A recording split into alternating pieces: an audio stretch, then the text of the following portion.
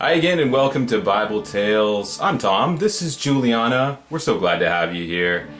In the days of King Ahab, a great wickedness spread through the land of Israel. And at the center of this era of wickedness was Ahab's own wife, a witch named Jezebel, daughter of Ithobaal, king of the pagan land of Tyre. It was in the mid-9th century BCE when Jezebel, who married the Israelite Ahab, began seducing the land of God's people into the worship of false gods. It said that she did this through dark power and sorcery. She also executed Naboth, the winemaker. She also put out a bounty on Elijah the prophet and tried to have him done in. In 2 Kings 9:22, Jezebel, it says that she caused everyone in the land to be induced into false worship and the practice of witchery. 1 Kings 21:25 says, there was never anyone in Israel like Ahab who sold out Jehovah, the God of the Bible, time and again. But in this time, there was also a man named Jehu, who was a member of Israel's army. And Jehu was famous for being brave and strong. But what was special about Jehu was his attachment to Jehovah, the God of the Bible. He was loyal to him during a time of widespread corruption. And the day finally came when Jehovah God decided that he was going to turn this snow globe upside down. And Jehu would be his chosen instrument to set things right once again. And so Jehovah God sent a messenger through his prophet to visit the army camp where Jehu was stationed. Well, this messenger walked in with a jar of oil and said, "This is what the Lord God has said. I anoint you, Jehu, as the new king of Israel. Furthermore, you must destroy the house of Ahab." And after the messenger left, Jehu's fellow soldiers that were in the camp around him said, "What did he want?" And he told them that he had been anointed as the new king of Israel. And the soldiers, who no doubt were sick of the wickedness in their land, celebrated. And that he had been ordered by God to wipe out the house of Ahab because they were bad eggs. And so Jehu and his men climbed up into their war chariots and they rode toward Jezreel, which housed the people of Ahab. Ahab himself had actually been killed by this point by a random arrow that was flying through the air. You see, Ahab was kind of a strange guy. It says that half the time he was being induced into idolatry by his wicked wife, and then the other half of the time he was repenting. Every time Jehovah sent a messenger to warn him, he repented and turned around and then went right back to his wicked wife and did the same thing over again. I think all of us have known people like that who are sinners on Saturday and saints on Sunday. Well, it gets old, doesn't it? If you've known somebody that's a complete and total hypocrite like that and they go back and forth. Well, the thing about God is there's only so many times that you can jump on both sides of the blackjack table before God walks away from the table. 2 Corinthians 6:14 says that light has no fellowship with darkness. You can't try to sandwich the two together for very long. That sandwich will fall apart. Revelation 3:16 says, because you are neither cold nor hot, I will spit you out of my mouth. It's interesting on Bible Gateway, the connotation that is added to this verse says that lukewarm signifies being spiritually useless, and that to spit out means to reject with disgust. Yes, God feels disgust at people who are lukewarm in his presence. God has a disgust for spiritual uselessness.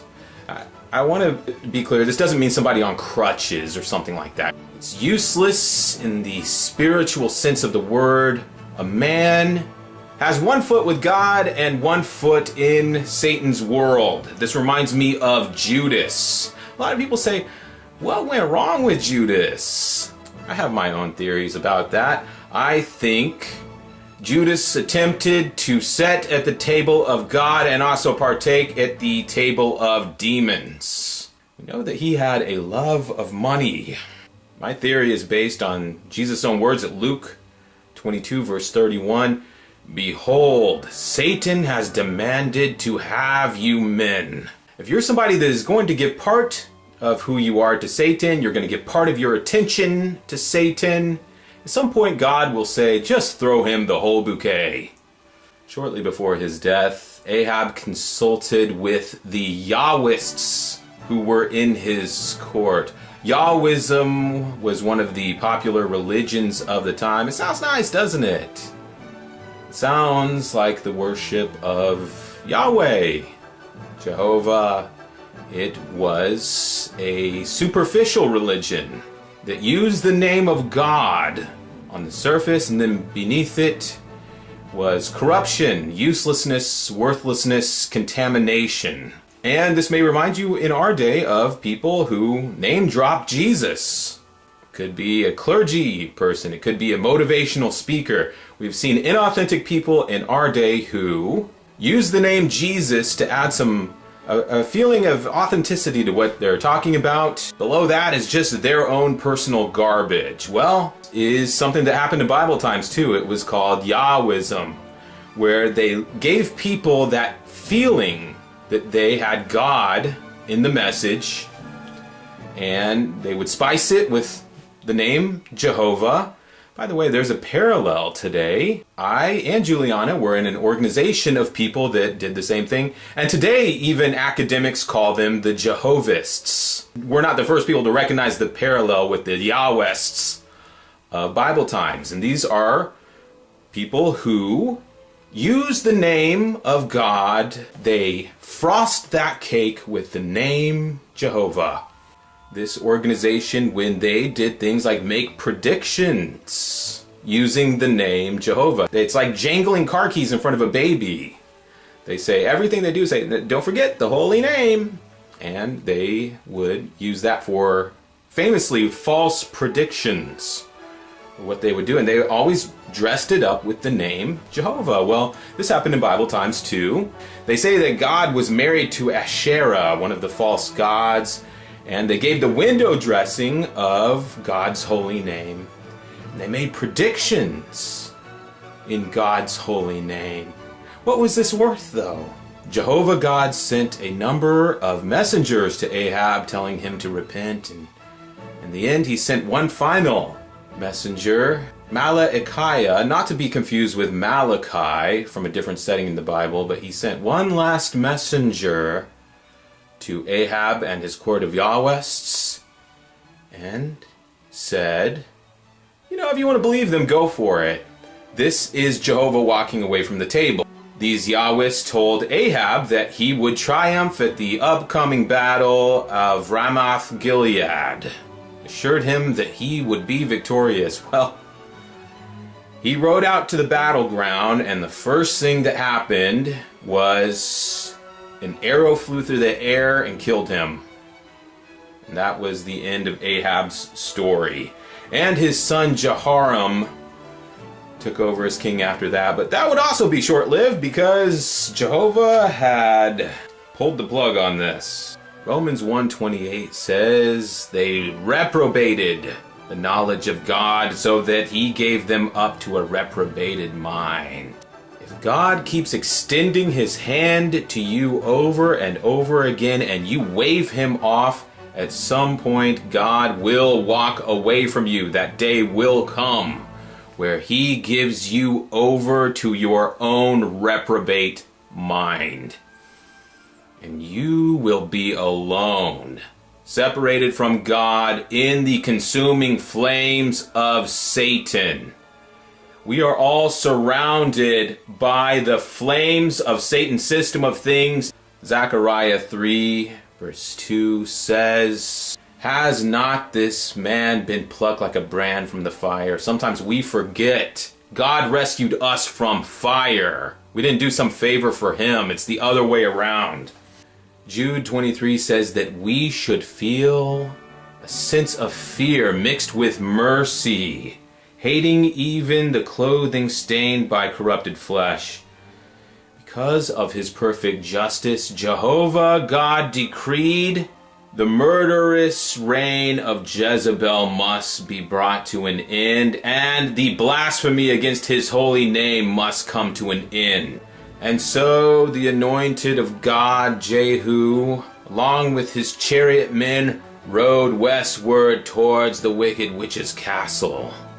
And when the watchman at the tower saw this battalion, he said, "I see a chariot approaching, and the driver looks as though he drives like Jehu."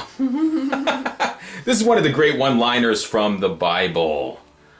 It reminds me of back when I was about 19 years old. I was in a Kingdom Hall parking lot with a guy named Greg, and roaring down the street came this old clunker of a car. It almost went up over the curb and it pulled at full speed into the Kingdom Hall parking lot, slammed into a parking space there. And I remember Greg, he was this little guy, he said, "That woman drives like Jehu."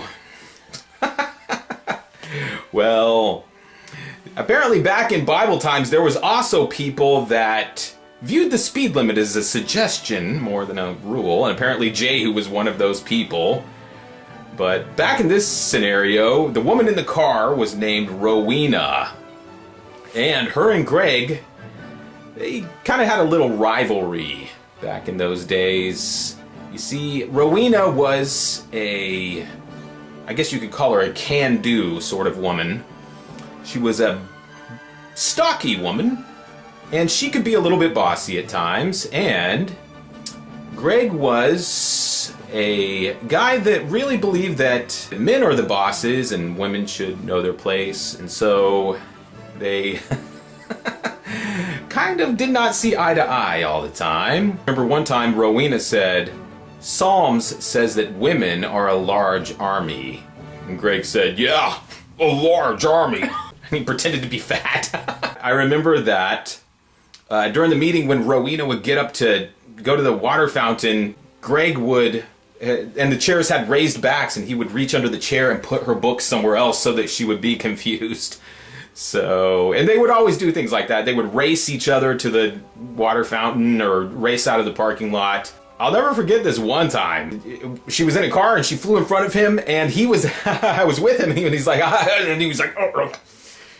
And in a split second, he got red in the face and said, "Were I a king, I'd have that woman flogged."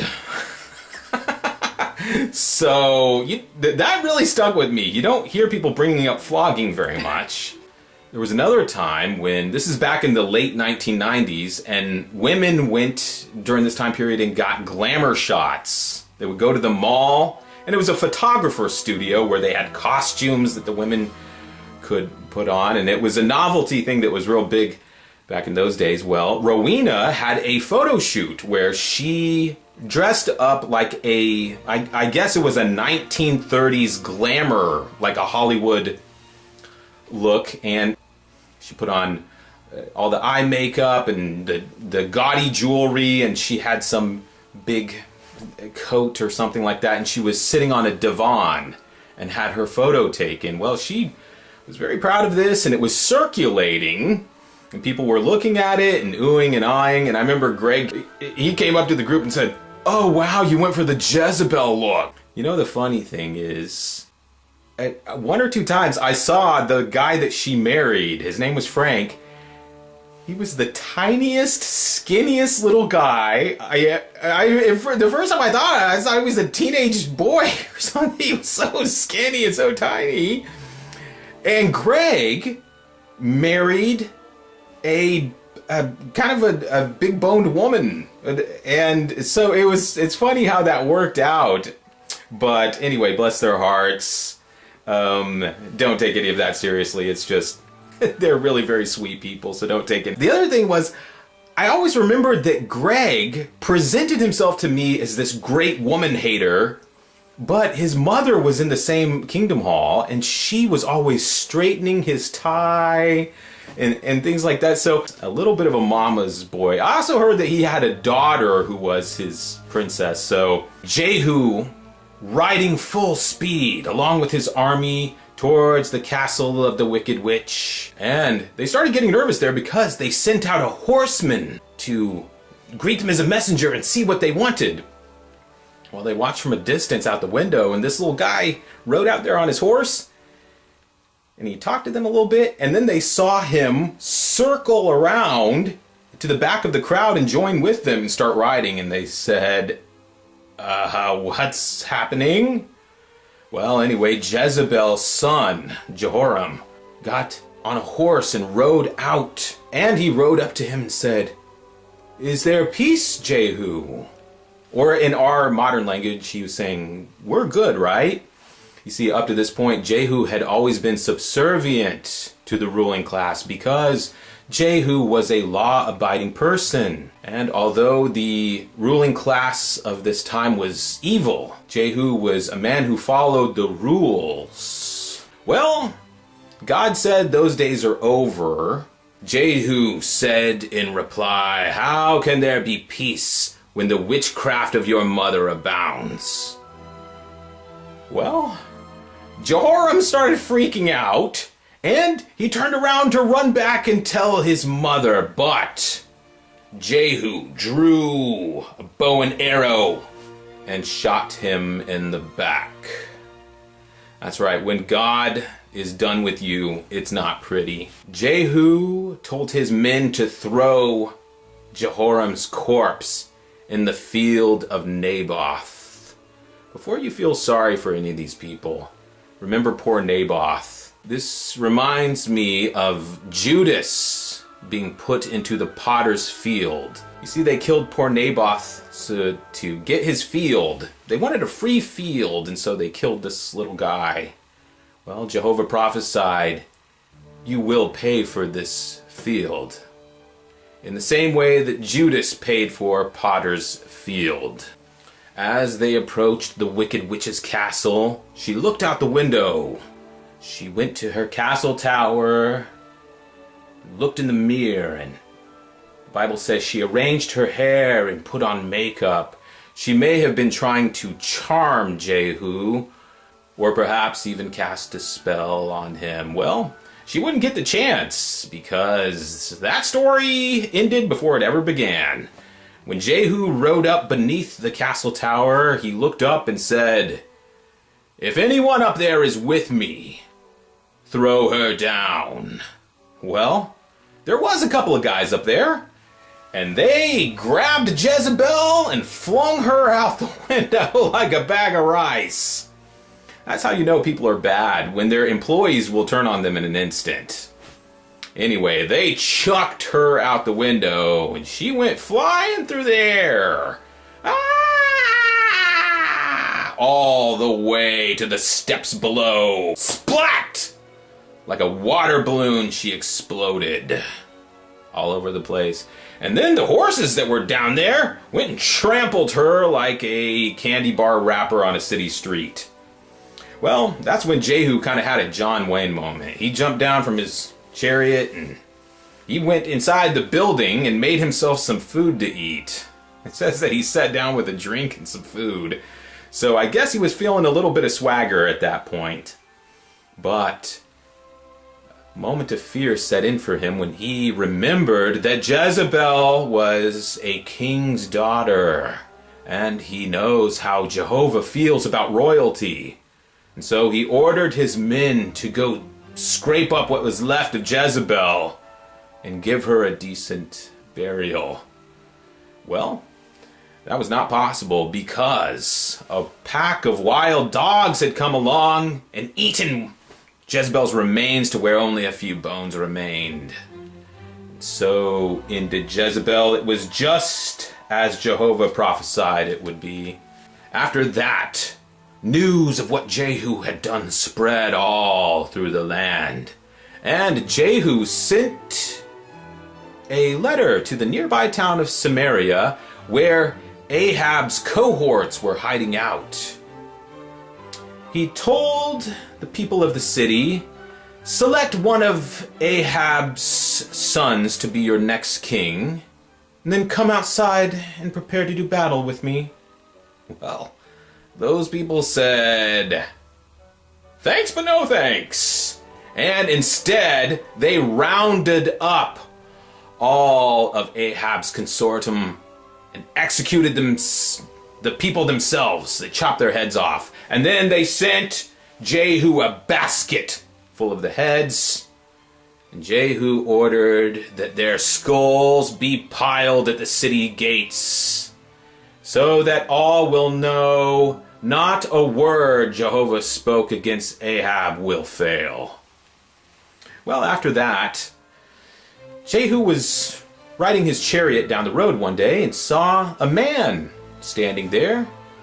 The man's name was Jehonadab, and Jehu perceived him to be righteous, and so he stopped his chariot and said, "Would you like to come with me and witness my zeal for the Lord?"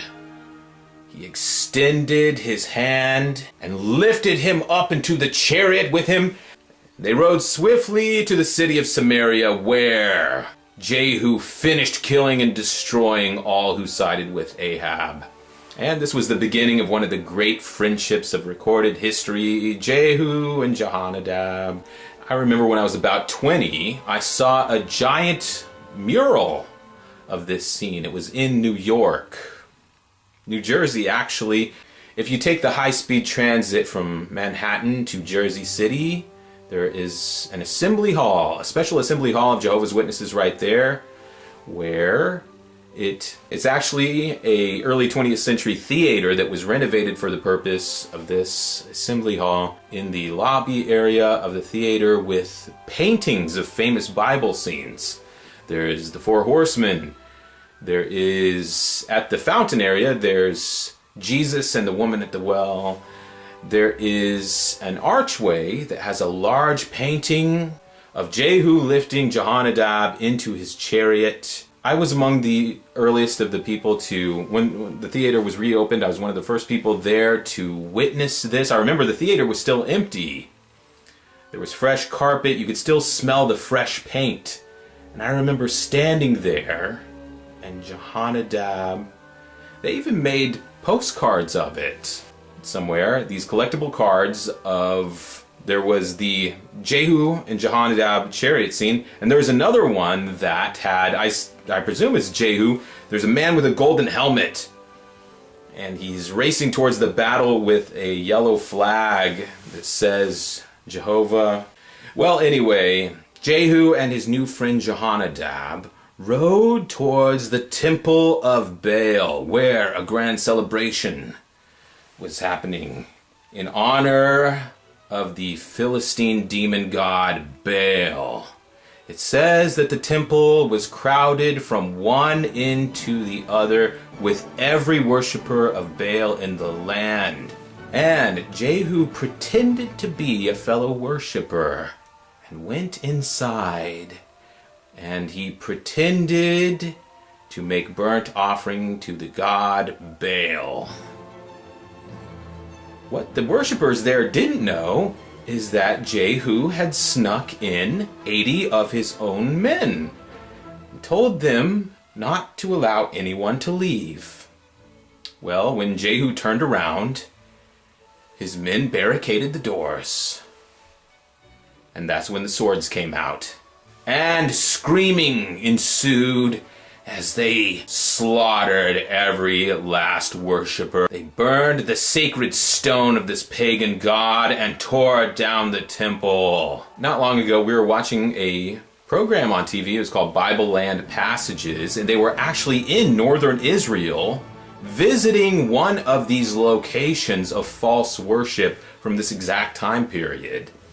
And it was absolutely fascinating to see the ruins of this temple. Of course, the roof is gone, but you could still see the floor plan. Parts of the walls were still there. They also had little statues that were found there, and also a sacred stone that had been broken. There's actually multiple locations throughout Israel of false worship from this era. If you wonder, are these stories from the Bible real? They almost sound like fairy tales. Well, they do sound like fairy tales. And they are also real. The Yahwehs of this age, the false religion, is verified to exist. They have many items of antiquity created by these wicked false worshippers that have been found. More than one of these, and found the bones of the victims of these evil gods. Jehu has also been verified to exist in history. He appears in the Assyrian item that is known as the Black Obelisk. It was found by archaeologists. And there's actually a picture of him. It shows King Jehu on his knees kissing the ground before the Assyrian king. Well, of course they were his enemies, so of course they're going to draw something like that. I don't think that happened, but there is also the Tel Dan stele, which is very interesting because in this item of antiquity, also from 9th century Syria, the king of Damascus claims to have killed Jehoram. Now remember, it was Jehu who killed Jehoram, but the scriptures say that this happened right after Jehoram left a battle where he was fighting against the Syrians, and he had a light injury that was not serious, but he departed from there. Well, after these pagan people heard that Jehoram was dead, they probably assumed that he had died from the battle. Jezebel, the Phoenician writer, Menander of Ephesus, records the history of her father Ithobaal and her brother Baal-Esser. Her great niece Dido founded the famous city of Carthage. The point being that these Bible story characters existed in the exact time and place that the Bible says they did. Much to the dismay of secularists who hate these Bible stories and try to reject it with every fiber of their godless being. And yet, it's like a reverse house of cards, where they're trying to pull the cards out, but God is super gluing the cards into place. I don't know if that's a very good illustration. But I want you to, right now, think of the terror the Baal worshippers must have felt when those doors locked shut and they realized there was no escape. The same inescapability is coming for our future world when Jesus and the army of heaven arrive in the sky and every eye will see them. The greater Jehu, Jesus Christ, is extending his hand to you like Jehonadab.